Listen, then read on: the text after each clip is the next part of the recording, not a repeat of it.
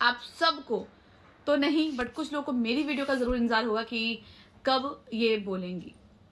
तो पहले बता दूं, आज की वीडियो में बात करने वाली हूँ अपने भैया जी की। और भैया जी की जो वीडियो आई है, उस वीडियो ने सबको हिला दिया है। और हमारी जो दीदी जी हैं, दीदी जी के सामने से बिल्कुल चुप्पी सदी हुई है। चुप्पी देखिए, पहली बात तो एक बात मैं स्पष्ट रूप से कह दूं, मैं सच की साथी हूँ, सच बोलती हूँ। और किसी की भलाई में किसी का कुछ नुकसान ना हो तो वहां पे बातों को ना बताना वो झूठ नहीं होता। लेकिन मैं बोलूंगी तो झूठ नहीं बोलूंगी। अगर नहीं बोल रही हूं, अगर वहां पे मैं एकदम साइलेंट मोड में हूं, तो समझ लीजिए कि मैं बहुत सी चीजें को अंदर लेके बैठ जा रही हूं। क्योंकि देखो, किसी की जिंदगी ना खराब हो, कोई बर्बाद ना हो, कोई तबाह ना हो। और हाँ, लेकिन अगर बोलूंगी तो झूठ नहीं बोलूंगी। तो मुझे कल से पिंच मिल रहा है कि अभी अतरो चतरो चुप हो गई हैं, अभी वो चुप हो गई हैं, बोल नहीं रही हैं इस पे। तो मैं बता दूं कि अलका ने बोलना सीखा है जब ना, तो सच बोलती है, झूठ नहीं बोलेगी वो कभी भी। एक बात आप हमेशा यकीन रखिएगा, जो भी कल वीडियोस आई हैं मेरे पास, मैं तो बोल रही हूँ कि इस पूरी कंट्रोवर्सी की, इस पूरी मैटर की ना, अब जाकर के एग्जैक्ट जानकारी मिल गई है कि हाँ, क्या कुछ था, क्या कुछ है। तब जाके मैंने आप लोगों से 15 दिन का टाइम मांगा था कि मुझे 15 दिन का टाइम दे दीजिएगा कि मैं इस चीज को जड़ से खत्म करूंगी। आप लोग को याद होगा कि मैंने बोला था ना, सिर्फ 15 दिन दीजिएगा, क्योंकि 15 दिन के अंदर मैं जो ऑफलाइन कर रही थी उसका मुझे पता था रिजल्ट की, रिजल्ट क्या आने वाला, और आप सब लोग चौंकेंगे। मैं हमेशा शुरू से बोली थी ना, मुझे 15 दिन का टाइम दीजिए, 31 दिसंबर के पहले पहले कुछ होगा जरूर, कुछ होगा जरूर। क्योंकि मुझे मनीषा की जिंदगी बर्बाद होने से बचानी है। और जरूरी नहीं कि मैं हर चीज सोशल मीडिया पे कहूँ, हर चीज सोशल मीडिया पे लाके बता दूं, वो जरूरी नहीं है। मैंने आप लोगों से 15 दिन का टाइम मांगा था कि सिर्फ मुझे कुछ दिन का टाइम दे दीजिए, मुझे कुछ दिन का टाइम दे दीजिए। और याद रखिएगा, मैं जो भी करूंगी ना, उसमें किसी न किसी की भलाई जरूर होगी, जो एक्चुअली में भुक्तभोगी होगा। और फिलहाल अभी जो चीजें आई हैं, तो पहला मैं अपनी पब्लिक से सवाल करना चाहूंगी कि क्या आप सच सुनना चाहते हैं? और ऐसा सच सुनना ही क्यों जो किसी को तबाह कर दे। तो वही सुनिए जिसमें किसी का भी नुकसान ना हो। ऐसा सच भी अच्छा नहीं है जो किसी की जिंदगी बर्बाद कर दे, किसी को ऐसे कगार पे खड़ा कर दे जो जहां पे वो इंसान बर्बाद हो जाए। तो मैं इतना ही बोलूंगी कि गलतियां होती हैं और गलतियों को माफ किया जाता है। लेकिन मैंने अपना बैकफुट क्यों लिया था, उसका भी कारण मैं आने वाले टाइम में बताऊंगी जरूर कि मैं क्यों पीछे आई।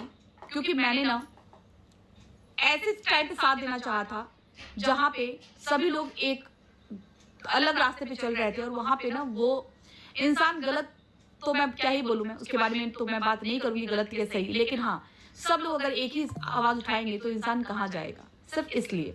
लेकिन अब मैं बात यहाँ पे करूं जगत भाभी की, तो भाई अभी कुछ नहीं बोलूंगी, थोड़ा सा टाइम और दीजिएगा। लेकिन ये बातें अब आपको शायद क्लिक कर रही होंगी।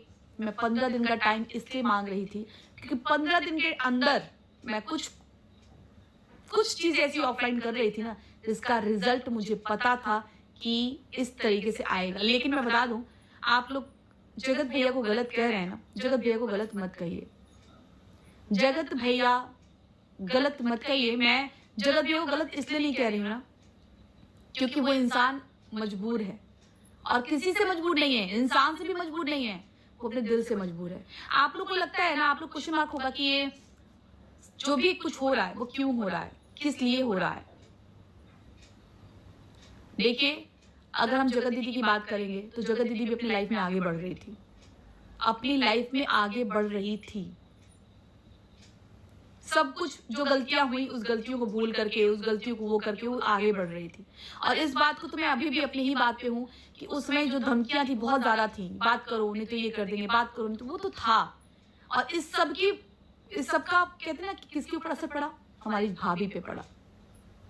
और भाभी का जो दर्द, वो दर्द मैं एक्सप्लेन नहीं कर पाऊंगी, क्योंकि शायद उस जगह हम लोग होते तो न जाने क्या कर जाते। लेकिन भाभी जी की अब सिधाईपना कह लीजिए, ये भाभी जी का अच्छाईपना कह लीजिए, ये भाभी जी की, भाभी अपने पति के साथ कोई भी व्यवहार करे वो भाभी के ऊपर डिपेंड करता है। और इस बात को, सही बात है, हमें ये बात नहीं बोले कि वो अब अगर कोई पति पत्नी लड़ाई होगा तो ये ऐसा हो जाएगा, नहीं।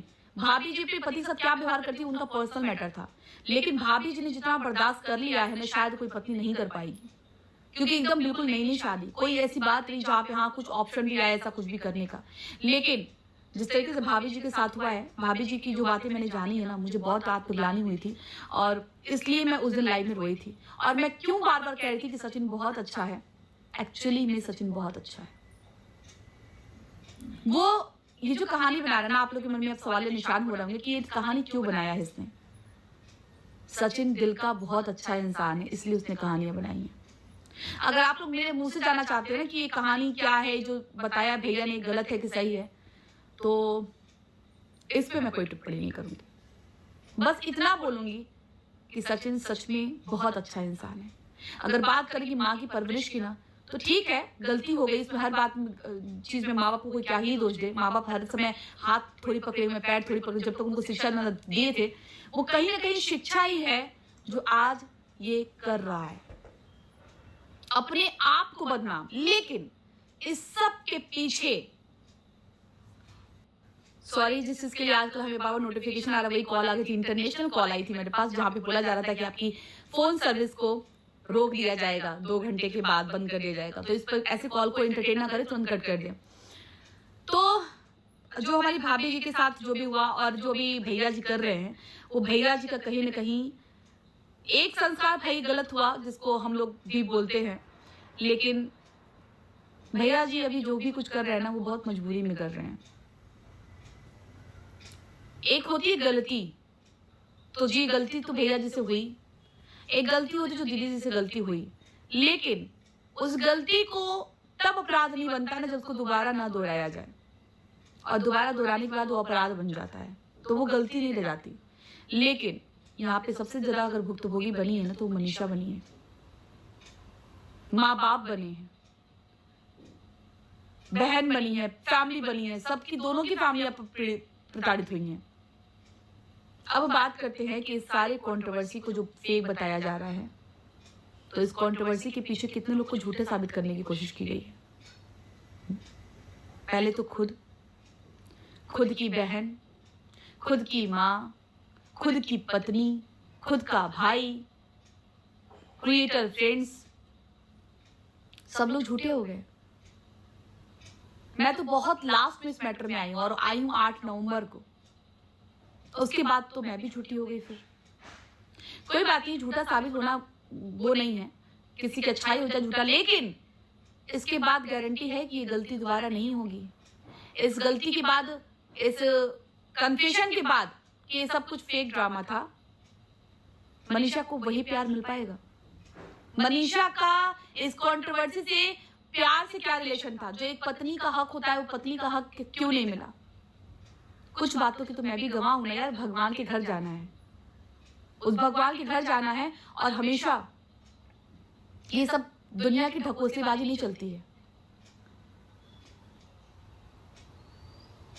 आए दिन स्टेटमेंट अगर चेंज हुआ है यार, क्या दिमाग काम नहीं करता है, या कहीं ना कहीं प्यार में कमी हुई है कि आखिर हमारे भैया ऐसा क्यों किए? वो जो बोल रहे हैं क्या पब्लिक मान लेगी? ऑडियंस सुन लेगी? ऑडियंस जो भैया ने कहा जान लेगी? इसीलिए कह रही थी मैं कि भैया जी दिल के बहुत अच्छे इंसान हैं। भैया जी ने तो मुझसे भी बोला था कि मैं सिर्फ एक वीडियो डाल दूंगा ना तो सारा कुछ नीट एंड क्लीन हो जाएगा। भैया जी तो बहुत पहले ही बोल रहे थे। शादी से तो पीड़ा थी, नो डाउट, शादी से तो पीड़ा भैया जी को थी भाई, ऐसा था ही कि पीड़ा होनी ही होनी है। लेकिन कुछ बातें ऐसी हैं जो झुटलाई नहीं जा सकती ना। तो इस टाइप का बचकाना हरकत करने से क्या हमारी ऑडियंस झांसे में आ जाएगी? देखिए सच बोलती खराब बोलती हूँ, एक माँ जितनी गालियां खाई है ना, एक बहन ने गालियां सुनी है, माँ ने सुनी है, पिता ने सुनी है, पत्नी ने सुनी है, कितने लोगों ने क्या क्या बोला है। सामने वाली बंदी तो, जगत दीदी तो सुनी ही सुनी है, उनकी फैमिली भी प्रताड़ित हुई है, एक छोटी सी बच्ची तो प्रताड़ित हुई है। ऐसी कंट्रोवर्सी को आप नाम दे रहे हैं फेक का? नहीं, ये सच तो कहीं से भी सच नहीं लग रहा। ये झूठ था, कल जो शुरुआत हुई झूठ है और झूठ ही रहेगा। इसका सिर्फ एक सॉल्यूशन था कि चलो जो इज्जत गई वो गई, अभी भी एक सिंपल जिंदगी शुरू करके अपनी पत्नी को पत्नी वाला स्थान दे करके और उसके साथ लाइफ में आगे बढ़ के ही इस गलती को सुधारा जा सकता था। और जगत दीदी का तो सब कुछ छिन गया, जगत दीदी के पास अब कुछ भी नहीं बचा। जहां से वो शुरुआत करे, उनकी इज्जत, मान, सम्मान, प्रतिष्ठा सब चली गई ये गलती के कारण। वो सब कुछ खत्म हो गया। शादी होगी भी कि नहीं होगी अब ये भी डाउट है, संदेह के घेरे में कि अब क्या होगा। दूसरी बात, मेरी वीडियो भी आएगी, 2 बजे तक मिलेगी वीडियो, आपको भी मिल रही है। उसमें मैं बात करूंगी उस कॉल के बारे में जहां पर रिएक्शन में मैं रिएक्शन ही दूंगी। उस रिएक्शन में मुझसे झूठ की उम्मीद मत करिएगा। हाँ, मैं नहीं बोलूंगी वो ठीक है, लेकिन अगर बोली तो झूठ नहीं बोलूंगी। और मैं किसी भी मैटर में जब बोलती हूँ ना, तो जो भी सच होता है मैं वही बोलूंगी, जितना उस टाइम तक पता होता है मैं वही बोलूंगी। और मैंने वादा किया है कि 31 तक आते आते एक्चुअली में बम फूटेगा। मैंने बोला था ना, वादा किया था ना आप लोगों से, बम फूटेगा, ये मेरा वादा है। क्योंकि ऑडियंस के साथ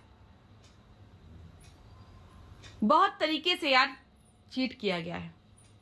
और उसमें भी मैं बता दूं ना कि वहां वो भी जब बातें आएंगी ना सामने, तो उसमें आप हमारे भैया को ना क्लीन चिट्ठी दोगे यार।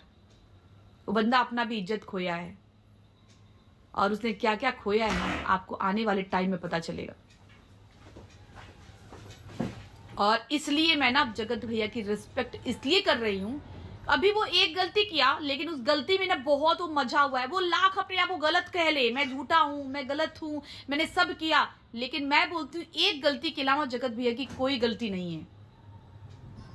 क्योंकि मैं पाप नहीं कर सकती, मैं बिल्कुल पाप नहीं कर सकती। और मैं ये सोच रही हूँ कि कैसे उस